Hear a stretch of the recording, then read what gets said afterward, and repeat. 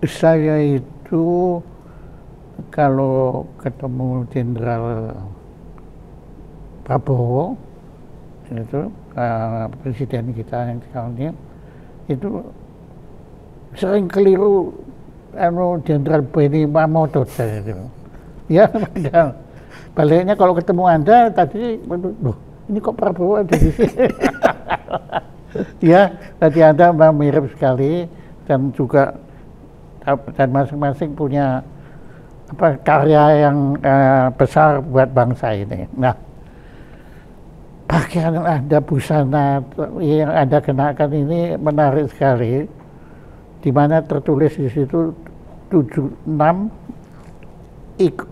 ikon prestasi Pancasila, tapi kemudian dikemas ini dengan ini busana tradisional Manado ya. Iya. Ya. Bisa Pak Benny cerita sedikit tentang ini busana hebat Anda ini? Iya, yang pertama busananya dulu. Ini busana khusus untuk tokoh atau kalau di Minahasa itu ada penjenjangan level dalam hal tokoh adat.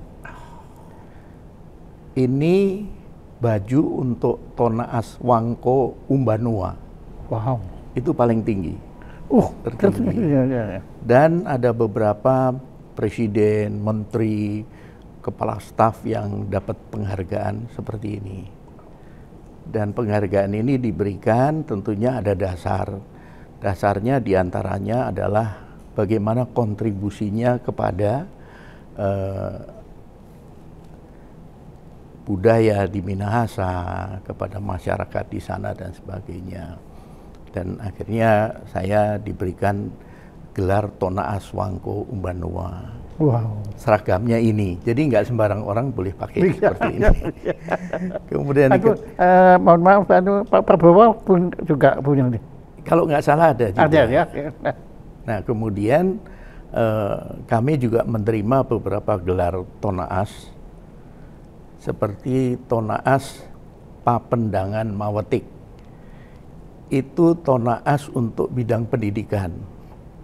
Jadi ketika saya sidang promosi doktor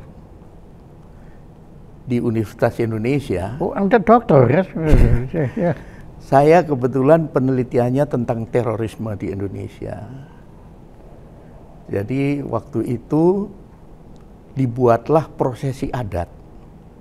Ketika kami selesai sidang promosi doktor, dinyatakan lulus, dilanjutkan dengan prosesi adat pemberian gelar Tonaas Wangko Papendangan Mawetik. Itu juga langka, karena waktu itu tahun 2008 masih jarang orang yang tahu tentang terorisme maupun pakar tentang terorisme masih terbatas sekali. Bahkan S3 ya?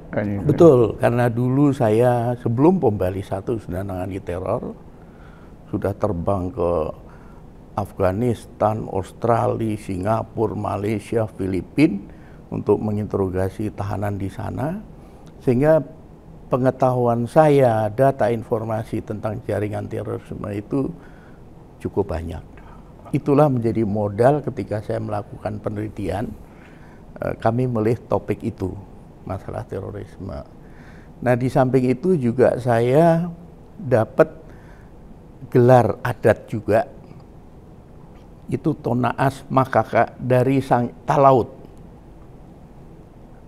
Ketika itu di Pulau Miangas, ini kerjasama dengan Muri. Iya. Kami membuat beberapa rekor. Yang pertama rekor bendera merah putih sepanjang 7 km. Oh, itu di sana. Mengelilingi Pulau Miangas. Itu prosesi adatnya adalah tokoh senior bertemu dengan anak-anak muda. Tokoh senior ini pesan ke anak-anak muda, jagalah pulau ini sebagai bagian dari NKRI. Nah, si anak-anak muda ini siap, saya akan menjaga pulau ini sebagai bagian dari NKRI. Itu di mana Pak pulaunya itu? Di Talaut, di Miangas. Pulau Miangas yang terluar. Yang itu lebih paling luar. Ya? Iya, lebih dekat ke Filipina daripada ke Manado. Iya. Nah, di situ ada prosesi adat, akhirnya bendera itu diikat sebagai simbolisasi pulau itu wilayah NKRI. Jadi, itu ide dari saya. Wah, terima kasih Pak. Memang Anda ini seorang budayawan sejati. Ya. Nah, yang kedua, kami bikin rangkaian manusia mengelilingi pulau bergandengan tangan. Itu juga wujud kami siap menjaga pulau ini. Berapa manusianya berapa itu Pak? Banyak memang waktu itu. Kemudian berikutnya kami bergerak ke pulau sebelahnya, itu ada rekor namanya adat di situ, penangkapan ikan itu namanya manee. Jadi tiap tahun ada prosesi adat menangkap ikan. Yang ditangkap segala macam. Ikan. Jadi mereka itu janur dari pohon kelapa itu digandeng keliling, dibawa oleh kapal, muter, itu ikannya berkumpul, dan masyarakat tinggal menangkap saja. Itu adat, jadi memang saya tanya, kenapa ikannya nggak lari? Ya itu Pak, karena ada prosesinya. Wah, itu ribuan masyarakat. Bapak lihat sendiri waktu ya, kami memang penyelenggaranya. Nah iya, makanya. Kami penyelenggaranya di situ. Hebat. Waduh, saya sendiri, ya karena rekor muri ada 12.000 sekarang, saya nggak ngikuti apalagi nih. Jauh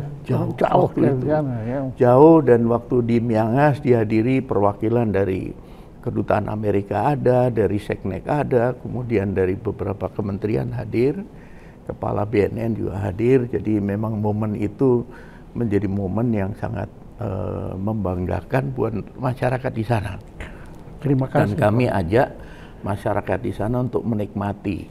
Jadi makanan dari kapal kita turunkan untuk masyarakat. Oh, yang kemudian masyarakat kita kasih uang untuk beli bahan makanan untuk dimasak, untuk disajikan ke kami. Jadi pertukaran seperti itu. Itu satu pengalaman yang buat kami sangat berkesan, karena teman-teman dari Angkatan Laut pun nanya, itu bikinnya gimana sih? Iya ya, ada polisi bandari. Iya. Ngomong-ngomong, apakah ada polisi Angkatan Laut? Nggak ada ya? Kan ada polisi militer ya? Iya. Tapi polisi militer khusus. Kalau polisi Angkatan Laut mungkin yang dimaksud adalah Pol Air ya. Oh, polisi air. Kepolisian perairan itu ada. Iya. Kemudian Air UT-nya itu udara ada, kepolisian udara juga ada. Dan mahakarya Jenderal Ben Mamoto yang terbaru, doktor ya,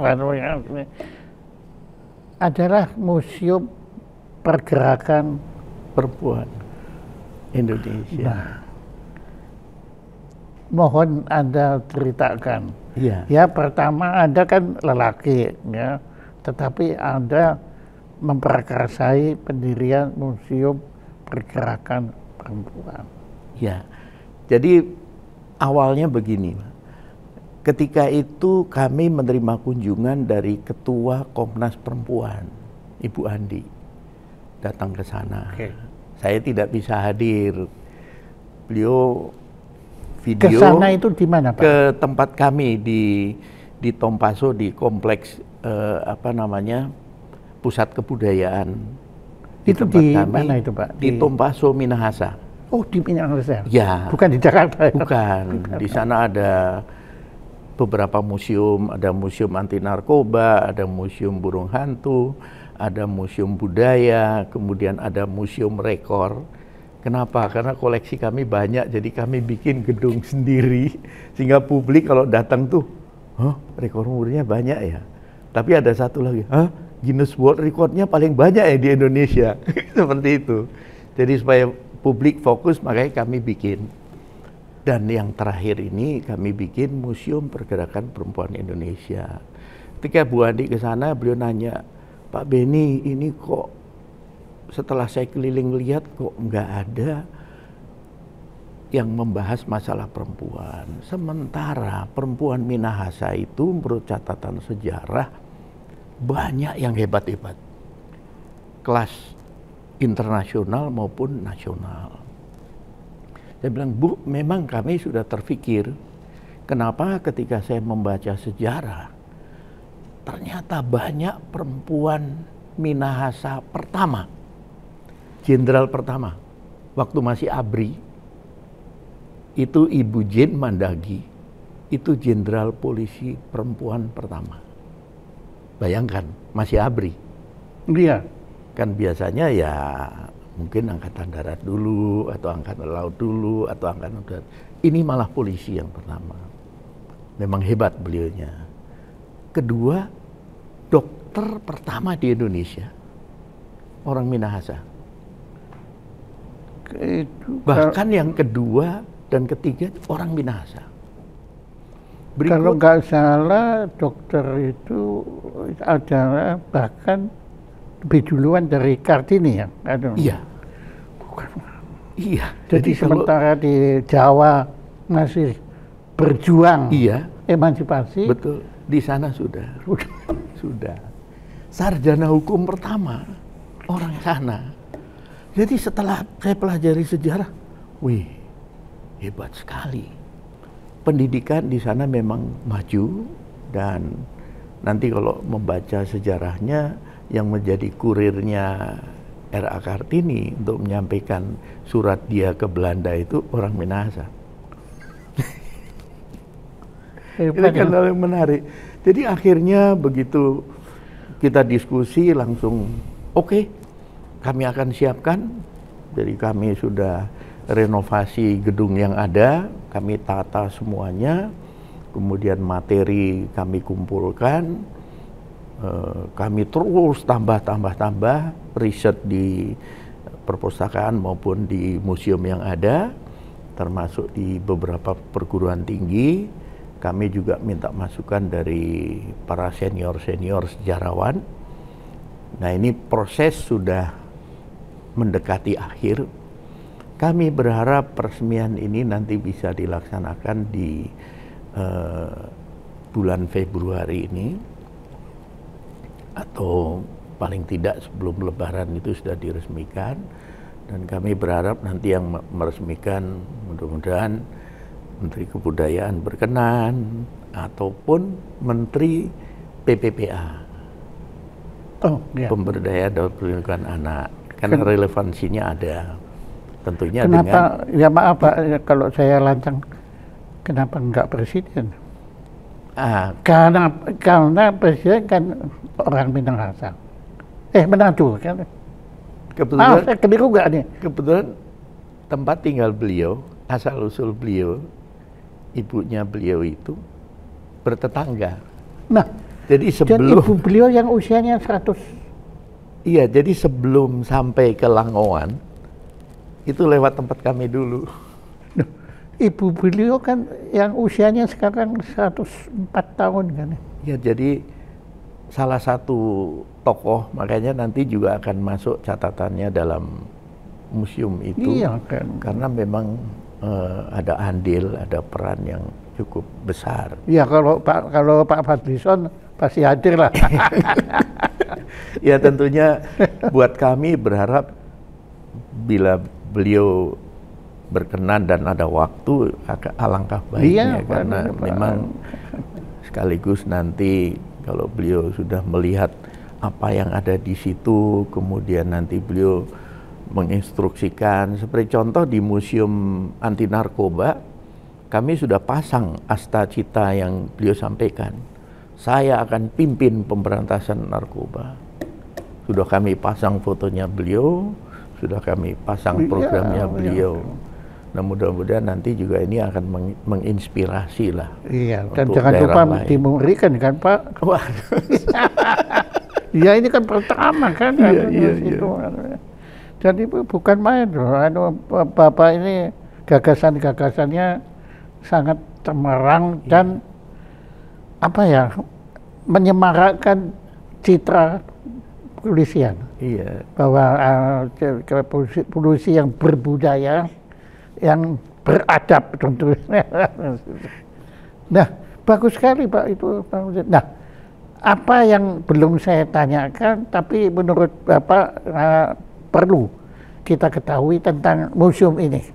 Ya, museum ini akan menjelaskan tentang pertama akar budaya dulu. Akar budaya Minahasa. Ternyata kalau kita pelajari bagaimana legenda Toar Lumi Muut, nenek moyang asal-usul Minahasa, itu tokohnya perempuan. Oh. Berikutnya pendeta adatnya itu perempuan, Walia namanya. Pak Bapak Dokter Jenderal ini menyebut pendeta adat. Itu mohon maaf, itu agama dari adat itu dari agama. Ya, jadi begini. Agama asli. Betul. Jadi begini. Perlu kami sampaikan bahwa sebelum misionaris datang, sesungguhnya di sana itu sudah ada kepercayaan, atau kalau istilah yang umum tuh agama kuno atau apa, tetapi sudah mempercayai adanya sesuatu yang maha kuasa. Dan penamaannya macam-macam. Sudah Pancasila ya? Betul. Nah, sehingga ketika misionaris masuk, ya sesungguhnya mereka sudah percaya bahwa ada sesuatu kekuatan atau sesuatu yang maha kuasa. Ya, itu maha sudah. Kuasa. Wah, itu satu. Kemudian yang berikutnya, dari sisi seni budaya, di sana ada namanya tarian maengket. Tarian itu yang menari laki dan perempuan. Tapi pimpinannya, komandonya perempuan. Mungkin pertanyaan saya loncat, jadi di sana sebetulnya matriarkat, bukan patriarkat. Nah, inilah yang kemudian jadi seperti Minangkabau. Ya, akarnya di situ. Terus ke sana, sehingga kepemimpinan perempuan di sana bukan sesuatu hal yang asing atau sesuatu bahkan, yang sudah ada dalam kehidupan sehari-hari. Fadlizon harus hadir tuh. Nah, betul.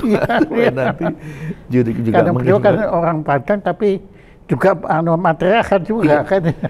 Nah, kemudian itu dari akar budaya kita tarik dulu. Baru masuklah kita kepada masa pra kemerdekaan, perjuangan, siapa saja yang berperan. Ternyata banyak perempuan Minahasa berperan. Sutradara perempuan. Iya, yang sekolah di luar negeri, yang sekolah di Stovia segala macam. Makanya tadi saya sampaikan. Di mana di Stovia? Stovia sini. Oh iya. Ya. Sehingga dokter pertama perempuan orang sana, sarjana hukum perempuan orang sana, jenderal perempuan orang sana. Nah, itulah yang nantinya dalam museum itu akan dijelaskan perjalanannya sebelum kemerdekaan. Nah, nanti akan ketemu tuh Kartini kapan, Minahasa kapan, jauh sebelumnya.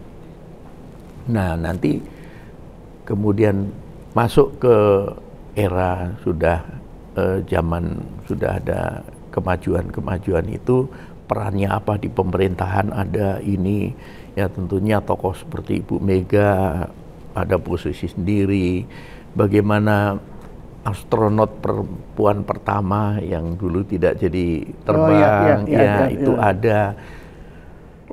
Figur-figur inilah diharapkan anak-anak muda yang nanti datang melihat, mempelajari, satu akan terinspirasi, kedua akan termotivasi.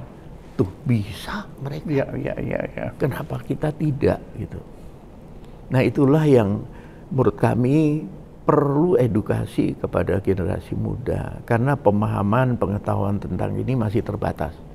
Saya sendiri jujur ketika semakin menggali data informasi peran perempuan ini semakin terkagum-kagum. Iya, makin tahu kalau Bapak belum tahu banyak. Betul. Nah, seandainya ini kami bisa tularkan kepada anak-anak muda sekarang, maka diharapkan mereka sudah langsung lihat kenapa saya nggak bisa jadi seperti itu. Dan kebetulan sekali presiden kita yang sekarang orang Minahasa juga ya. Iya. Dan nanti bisa dilihat di situ. Iya. Para perempuan yang mengandung dan melahirkan anak, yang kemudian anaknya menjadi presiden. Ada semua di situ. Sejak Bung Karno, ibunya siapa? Iya. Pak Habibie siapa? Jadi Ibu ini Mega betul-betul siapa? mengangkat harkat dan martabat perempuan. Iya. Kalau saya boleh anjurkan Bapak, tolong Bapak nanti panitia dari museum ini itu komunikasi dengan Profesor Siti Musdah Mulia. Ya. Jadi nanti kalau nanti Ibu Ella akan berikan alamatnya untuk beliau aja, karena beliau adalah pejuang perempuan yang betul-betul seperti Bapak menjunjung tinggi harkat dan martabat kaum perempuan. Itu dia. Iya. Terima kasih. Nanti kami berharap dari beliau ada masukan, ada bahan-bahan untuk karena kebetulan beliau Islam. Dan beliau banyak mendapat tantangan. Karena ya mohon maaf di Islam kan memang perempuan bukan ditempatkan di kan, tapi beliau yang berjuang habis-habisan untuk meletakkan harkat dan martabat perempuan di letak yang sebenarnya, proporsional. Dan cocok sekali Pak. Iya. Dan di museum tersebut saya juga ingin menampilkan bagaimana sejarah kelahiran Kementerian Pemberdayaan Perempuan, Komnas Perempuan, apa latar belakangnya harus dibentuk itu. Karena terus terang saya sendiri selama di Kompolnas banyak membantu Kementerian PPPA untuk menangani kasus-kasus masalah perempuan dan anak. Kami sering turun ke daerah dan sebagainya. Akhirnya terpikir oleh saya ini perlu edukasi sejak dini anak-anak untuk mencegah mereka nanti menjadi korban ataupun nanti bagaimana mereka bisa diberdayakan secara optimal gitu. Pak Benny, Pak Dr. Jenderal Benny, atas nama bangsa Indonesia, bukan hanya dari kaum perempuan, tapi atas nama bangsa Indonesia, kami memberanikan diri mengucapkan terima kasih dan penghargaan setinggi-tingginya kepada karsa dan karya Bapak yang menurut saya merupakan bagian dari perjuangan bangsa ini untuk meletakkan peradaban bangsa Indonesia ini di porsi dan proporsi yang sebenarnya. Karena banyak orang belum tahu ya mengenai hal ini, dan saya yakin masih banyak lagi yang bisa Bapak gali nanti melalui museum hebat Anda ini. Ya, jadi yang jelas jangan lupa nanti tolong lapor kepada Pak Muri untuk ya, terima kasih Pak Benny, dan terima kasih Anda sudah khusus menggunakan busana istimewa yang tidak sembarang orang boleh mengenakannya, dan yang penting memiliki makna sebagai prestasi Pancasila, bukan hanya sebagai slogan tetapi sebagai kenyataan. Tepuk tangan untuk Pak.